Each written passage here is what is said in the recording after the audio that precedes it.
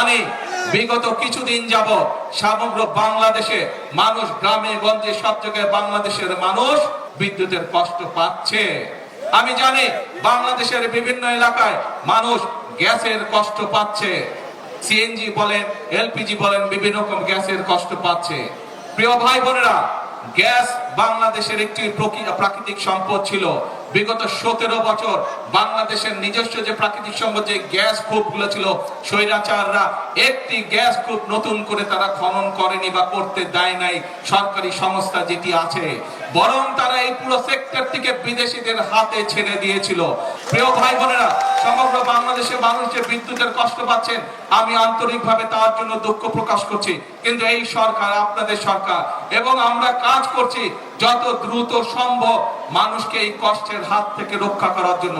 আমরা আশা করছি সবকিছু ঠিকঠাক থাকলে, আল্লাহর রহমতে সবকিছু ঠিকঠাক থাকলে, আল্লাহর রহমত থাকলে দ্রুতই আমরা এই অবস্থা থেকে মানুষকে বের করে নিয়ে আসতে পারবো, যাতে করে মানুষ কিছুটা হলেও স্বস্তি লাভ করতে পারে।